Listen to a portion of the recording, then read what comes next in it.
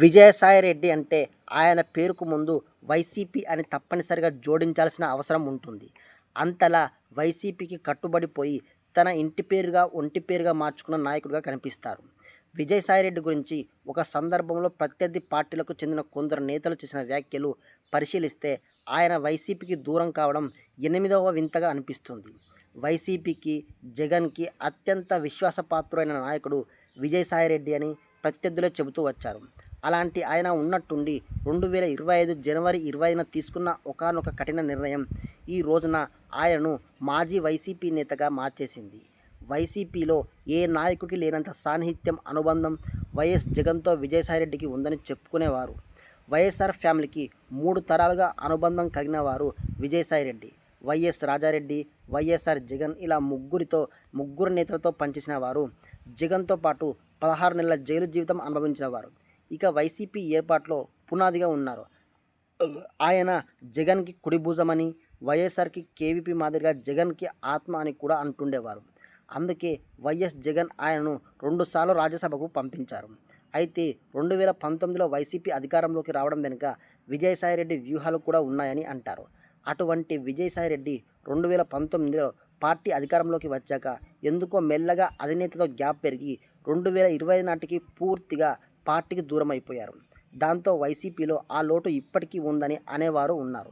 ఇక విజయసాయిరెడ్డి వైసీపీని వీడిపోవడం టెంపరరీ అని, ఏదో నాటికి ఆయన మళ్ళీ వైసీపీలో చేరుతారు అని, జగన్కి ఆయనకి మధ్య అంతటి బంధం ఉందని నిన్నటిదాకా అనుకుంటూ వచ్చిన వైసీపీ క్యాడర్కి ఇప్పుడు ఒక విషయం అయితే స్పష్టంగా అర్థమవుతుంది.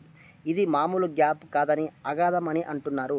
వైసీపీలో విజయసాయిరెడ్డి చేరడం ఇక కష్టమే అని అంటున్నారు. జగన్ విషయం తీసుకుంటే ఆయన ఒకసారి తనను నమ్మి ఆ తర్వాత దూరమైన నేతలను ఎవరైనా, ఎంతటి వారైనా వెనక్కి తీసుకున్న సందర్భాలు లేవని అంటున్నారు.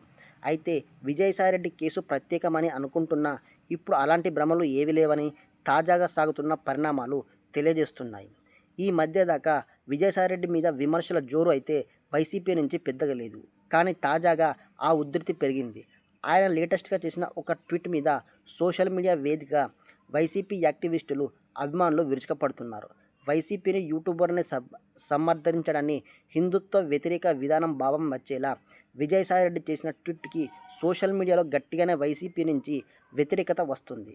వైసీపీకి ద్రోహం చేసిన వారిలో వైసీపీ షర్మిలతో పాటు విజయసాయిరెడ్డి కూడా ఉన్నారంటూ వైసీపీ సోషల్ మీడియా యాక్టివిస్టులు గట్టిగా విమర్శించడం చూస్తే కనుక ఇది ఒక కీలక సంకేతమని అంటున్నారు. ఇక వైసీపీలో విజయసాయిరెడ్డి డోర్స్ క్లోజ్ అని కూడా సోషల్ మీడియా నుంచి వినిపిస్తున్న మాటగా ఉంది.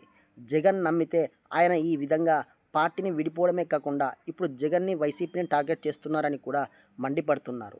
మొత్తం మీద చూస్తే విజయసాయిరెడ్డికి వైసీపీలో రీఎంట్రీ అన్నది ఉండదన్న భావనను రేకెత్తించేలా ఈ కామెంట్స్ ఉంటున్నాయి. మరి విజయసాయిరెడ్డి రాజకీయ భవిష్యత్తు ఏమిటి, ఎలా ఉంటుందంటే ఆయన తానుగా కొత్త పార్టీని పెట్టుకోవాల్సి ఉందని అంటున్నారు. లేదా బీజేపీ లాంటి పార్టీలో చేరాలని అంటున్నారు. మరి కూటమి పార్టీలో అయితే దీనికి ఓకే చెప్పాలి. లేదా తాను అంటున్నట్లుగా విజయసాయిరెడ్డి పార్టీ పెడతారేమో చూడాల్సి ఉంది. ఏది ఏమైనా వైసీపీ బంధం అయితే ఆయనకు లేనట్లే అని అంటున్నారు.